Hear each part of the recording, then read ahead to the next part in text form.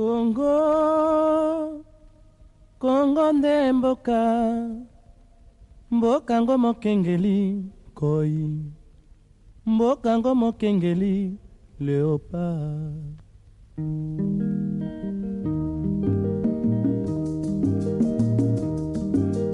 Mikolo tosekelaki na mosolo ya mboka Congo ekoki, tofungwani misolelo. Bonjour et bienvenue à tous dans votre numéro adoré, votre numéro de chaque semaine dans notre rubrique Le regard sur l'actualité nationale. Nous recevons chaque semaine des cadres du parti Alliance pour le changement. Aujourd'hui, cette semaine, nous avons l'honneur de vous présenter un cadre de la Fédération de la FUNA, le vice-président en charge de la communication, M. Patrick Lokoulas. M. Patrick Lokoulas, bonjour et bienvenue.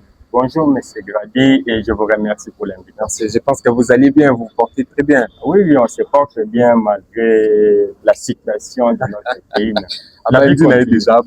déjà. Lui, il est toujours comme ça.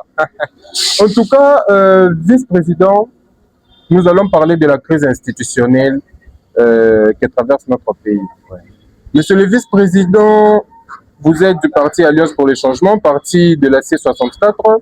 La C64 ne s'oppose pas au dialogue, mais elle pose quand même des préalables. Pourquoi ces préalables-là sont indispensables?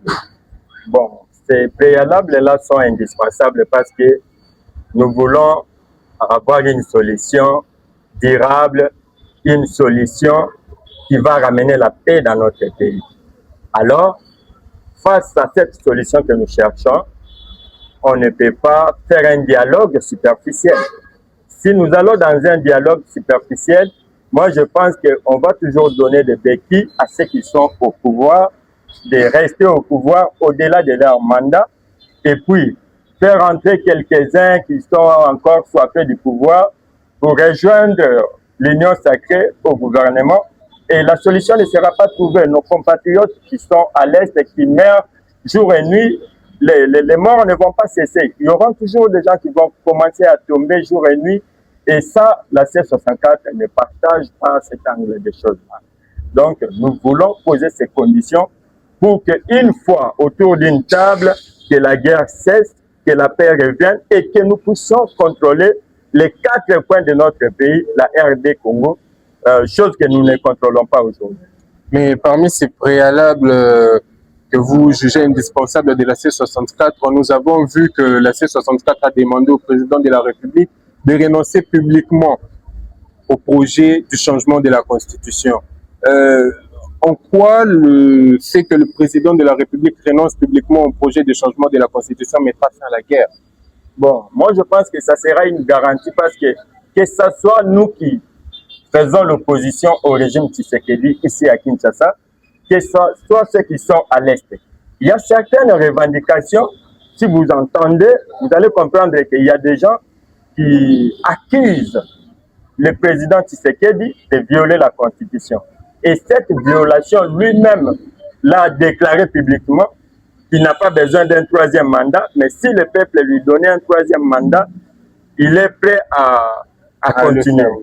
Donc, ça veut dire que lui-même, il prépare quelque chose, donc utiliser un petit groupe d'individus qui vont déclarer à ce que le président Félix puisse continuer à gérer le pays au-delà de son mandat, alors que avant d'accéder au pouvoir, nous nous sommes battus avec le président Tshisekedi dans ce pays. L'idéal était quoi? Le respect de la Constitution. Instaurer un état de droit dans notre pays. Et dans un état de droit, le respect des textes est de rigueur. Hein? Donc, les textes du pays disent que le président de la République a un mandat de 5 ans renouvelable une seule fois. Alors, d'où viendra encore ce 3e mandat à travers le peuple? C'est une fraude qu'ils sont en train de préparer, ou bien une manipulation de l'opinion. Voilà pour se donner un 3e mandat. Ils ont créé cette idée du référendum dans la population congolaise, avec une proposition d'ailleurs d'une loi référendaire, qui est d'ailleurs passée. Oui, la loi est passée. Mais cette proposition, moi je pense qu'elle a été émaillée de beaucoup de corruption, beaucoup de choses vraiment qui se sont passées là, Je vous épargne les détails ici, parce que nous continuons à mener des enquêtes pour dénicher vraiment qu'est-ce qui s'est passé réellement. Parce que dans cette loi-là, Oui. moi je pense que s'ils votaient une nouvelle constitution, ils vont supprimer le Sénat dans notre pays. Et vous voyez un sénateur qu'on va envoyer au chômage, voter une loi comme ça? Non, c'est une manipulation. Alors, Le pouvoir a manipulé les parlementaires. Il a manipulé le parlementaire, le pouvoir a mis des moyens et avoir les gens qui étaient des chômeurs pour lui toucher 10 000 $ ou 20 000 $ et mettre seulement une vote dans la loi. Moi, je pense que c'est facile. C'est facile. Il prend l'argent, il met dans ses poches et puis il laisse Tshisekedi faire ce qu'il veut. VTO. En tout cas, bon, VP Patrick, vous avez parlé du dialogue. Vu les contextes actuels de notre pays, l'économie est très compliquée, la guerre à l'Est, quel genre de dialogue notre pays a-t-il besoin aujourd'hui? Le pays a besoin d'un dialogue national, inclusif et sincère. Avec même ceux qui ont pris les armes. Je répète, le pays a besoin, si nous avons besoin d'une solution à cette guerre qui se vit à l'Est, ce pays a besoin d'un dialogue national et inclusif. C'est tout. Mais ça ne va pas créer des petites zizanies. Ça va créer quoi? Nous avons fait confiance à l'option militaire dans ce pays. Hein? Ils nous ont vanté ici, on a équipé notre armée, on a acheté des avions, des drones, on va chasser les rebelles. Mais jusqu'à aujourd'hui, ces Rwandais-là continuent à faire des enfants avec nos sœurs. Et ne vous étonnez pas que demain, les enfants que nos sœurs font avec ces Rwandais-là viennent demain revendiquer cette partie-là de l'Est, que ce soit un pays pour eux. Vous allez dire quoi? Parce que vous n'étiez pas à la hauteur de sécuriser le peuple congolais, vous n'étiez pas à la hauteur de protéger cette partie de la République. Maintenant, les armes ont montré leurs limites. Il n'y a que le dialogue qui peut sauver ce pays. Parce qu'ils nous ont vraiment dit beaucoup de choses dans ce pays, parce qu'ils parlent beaucoup, nos amis qui sont au pouvoir. Oh, nous menons la diplomatie agissante. Donald Trump va donner les mots d'ordre. Donald Trump a signé, ils sont aussi allés à Doha. Mon cher, l'armée, le Nanga et ses supplétifs, ils avaient déjà pris au Vira, mais après, grâce à l'accord, ils ont replié. Mon cher, la diplomatie sans les armes, c'est comme de la musique sans les instruments. Vous voyez, pour que Donald Trump aille défendre Israël, il n'a pas besoin de faire des documents dans sa table. Hein? Il suffit qu'Israël soit attaqué à 12 h, à 13 h, vous allez voir les Américains. Ce qu'ils font en Ukraine, quand Poutine a attaqué l'Ukraine, les Américains se sont mobilisés. Ils sont venus avec le matériel, les services d'intelligence, hein, pour soutenir l'Ukraine. Alors, qu'est-ce que les États-Unis font pour nous? Ils nous font des chantages. Donnez-nous les minéraux, on va vous donner la paix. On donne les minéraux, il n'y a pas de paix. Et ils nous envoient des migrants. Ils nous envoient des migrants. Oh, avec les minéraux, nous voyons qu'il faut encore ajouter quelque chose. Aidez-nous à prendre les migrants, hein, amenez-les chez vous, nous allons vous donner la paix. Les migrants sont venus, il n'y a pas de paix. C'est que cette paix devient un chantage chez les Américains. Alors on va continuer à compter sur les Américains. Nous devons apprendre à compter sur nous-mêmes. Lumumba l'a dit, l'histoire du Congo sera écrite au Congo et par les Congolais. C'est ça, chers compatriotes. Merci beaucoup, VP. C'est très pertinent.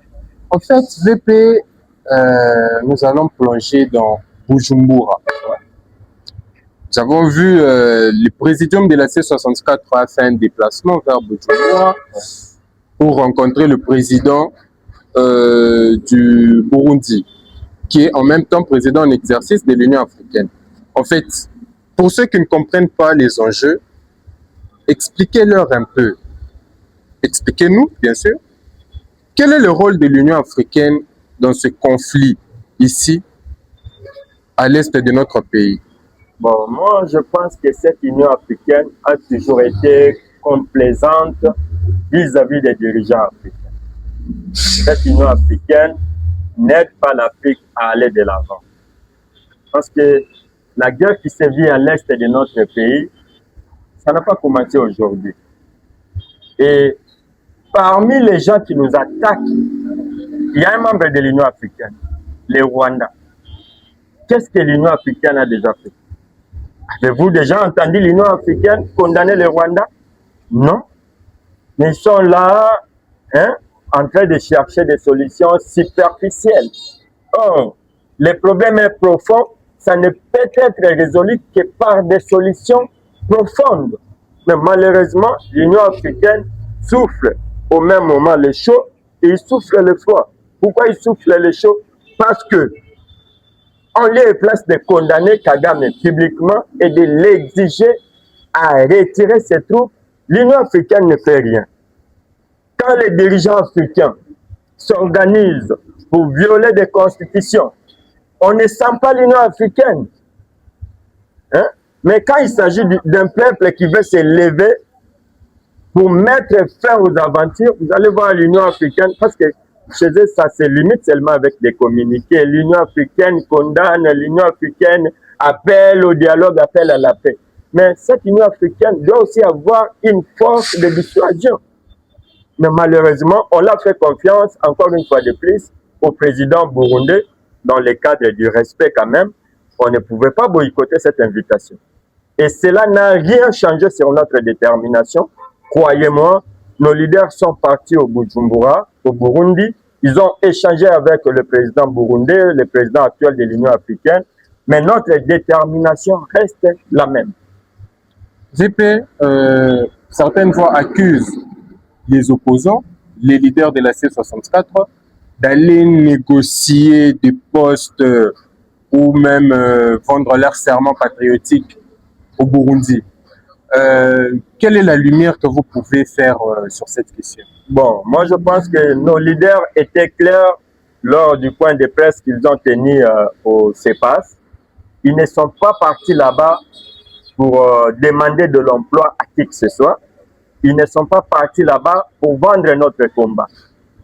D'ailleurs, l'initiative n'est pas venue de nos leaders. Ils ont réussi une invitation et pour ne pas se montrer radical ou bien impoli vis-à-vis de cette institution africaine, ils ont respecté, ils ont répondu à cette invitation, ils se sont parlé. Alors, à voir nos leaders revenir au pays et maintenir notre marche ce 22 juillet, sachant que notre détermination reste la même. Ils ont dit ce qu'ils pouvaient dire au président burundais. Le président burundais aussi les a dit ce qu'ils pouvaient les dire. Mais cela n'a pas changé parce que notre marche est maintenue. Mais certains ont vu cette invitation du président burundais comme un piège tendu à l'opposition. Bon, il ne nous a pas tendu un piège jusque-là parce que on avait prévu une marche le 8 juillet et avant que nos leaders se déplacent, ils ont reporté la marche. Mais laisse-moi vous dire quelque chose, j'ai comme l'impression que ce report de la marche a beaucoup dérangé les gens du pouvoir que nous-mêmes, c'est de l'opposition. Dans le camp de Tshisekedi, la façon dont ils se sont plaints lorsque nous avons reporté cette marche, moi, j'ai compris une chose, Tshisekedi et les gens sont fatigués de Tshisekedi, même au sein de son propre camp politique. Parce que c'était une marche de l'opposition. Ils devaient se réjouir, non? Mais en lieu et place de se réjouir, ils ont commencé à attaquer nos leaders. Pourquoi ils ont reporté? C'est qu'ils s'attendent à quelque chose. Ils s'attendent à ce que le peuple sorte dans les rues pour chasser Tshisekedi. Parce que même eux aussi là-bas, ils sont fatigués. Voilà ce que j'ai compris. Donc vous sous-entendez que dans l'Union sacrée en ce moment, c'est une débandade. Mais oui, vous suivez l'actualité chaque jour. Vous sentez comment ça se passe là-bas. Ça tire dans tous les sens. La seule chose qui fait réunir ces gens, c'est l'argent du pays. Ce sont les postes qu'ils occupent. Mais il n'y a rien de cohérent, il n'y a rien de dynamisme, il n'y a rien de bon qui peut sortir là-bas. Donc tout le monde est accroché à ses privilèges, tout le monde est accroché à ses avantages, mais il n'y a rien de confiance à faire là. Mais certaines personnes ont aussi la même image ou la même idée de la C64, que vous venez de dire que c'est juste un groupe de gens qui se regroupent par intérêt. Non, non. La C64 n'est pas un groupe de gens qui se sont réunis par intérêt. Parce que la C64 s'est réunie avec un seul objectif, faire respecter l'ordre constitutionnel. Les gens doivent cesser de vendre l'illusion à notre peuple. Nous ne sommes pas réunis là-bas. D'ailleurs, prenons l'exemple de notre parti Alliance pour le changement et de notre leader Jean-Marc Abound, le 6e président de la République. Ça, c'est une prophétie à retenir et 2028, ça va s'accomplir. Nous avons quitté le pouvoir de l'UDPS. Personne ne nous a chassés. Le président Kabound a quitté le pouvoir lui-même. Il a laissé les avantages et les privilèges. Voyez-vous aujourd'hui le président Kabound revenir supplier le président Tshisekedi pour que APC puisse tenir. Hein? Parce que le président Kabound, disons, dans ce pays, il était considéré comme un vice-président de la République. Balobi, APC ministère des Mines. Ministère à Mines. Non, non, vous ne pouvez pas quand même réduire le président Jean-Marc Kabound à un ministère des Mines quand même. Non, attention, c'est les ministères, c'est parmi les ministères stratégiques. Les seuls postes que le président Kabound peut négocier avec le président Tshisekedi, c'est le poste de la présidence de la République. Donc, ils vont négocier comment? Il va dire à Tshisekedi, il y a une vie après le pouvoir. Vous avez fait vos 2 mandats, quittez le pouvoir, laissez-nous la présidence, on va gérer le pays pour corriger les erreurs que vous avez laissées. Mais ça doit passer par élection. Hein? Oui, par élection. Par élection, oui. Mais il y a toujours, avant de quitter le pouvoir, il y a toujours une alternance. Il y a toujours un moyen de garantir cette alternance-là. Parce que ce qu'ils font aujourd'hui, ils ont peur de quitter le pouvoir parce que ils ont fait beaucoup de mal à ce peuple et ils ont peur d'aller en prison demain. Mais nous disons ceci. Le président Tshisekedi l'avait dit en 2016-2017, mais il ne l'a pas fait. Nous, on va le faire. Nous disons ceci. Nous n'allons pas chasser le président Tshisekedi dans ce pays. Que ce soit lui, que ce soit ses collaborateurs, on ne va pas les chasser. Ils vont rester ici et ils verront comment on gère le pays en tout patriotisme et en tout l'amour du pays. Merci beaucoup VP Patrick. Les gens vous ont suivi avec beaucoup d'attention. Alors VP Patrick, la marche du 22 juillet, quel message mobilisateur pouvez-vous lancer à la population congolaise? Particulièrement aussi à ceux qui sont à l'Est, parce que certains regardent aussi les agissements de la C64. Oui, oui. Les messages que j'envoie à mon peuple, à mes compatriotes, est celui de se mobiliser davantage. Chers camarades, vous voyez mon âge, je n'ai que ce pays. Ces gens qui sont au pouvoir aujourd'hui, ils ont 2, 3, 4 passeports. Les Loseki Congo et Yindi à Katissia en Brazzaville, ils parlent là-bas, ils se déclarent français, il va rester calmement. Mais nous autres, c'est qui beaucoup est foufi. Où irons-nous, mon frère? Chers compatriotes, levons-nous. Il n'y a que nous, les Américains ne viendront pas combattre pour nous, les Français ne viendront pas défendre notre pays. Ça, c'est notre devoir patriotique. Nous avons le devoir de défendre ce pays jusqu'au sacrifice suprême. Donc, le 22 juillet, il n'y aura rien. Nous allons sortir dans les rues, nous allons marcher. Le peuple ne pardonne pas les traites.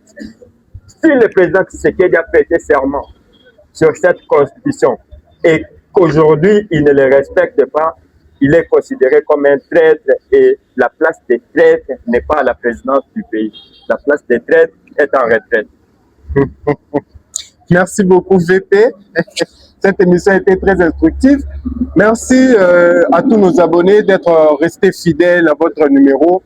L'émission a été très instructive avec le VP Patrick Lokoulas de l'Alliance pour le changement. Nous vous donnons rendez-vous la semaine prochaine avec un nouveau numéro et un nouveau invité. Pour l'instant, n'oubliez pas de vous abonner et d'activer la cloche pour ne rien manquer. Bye.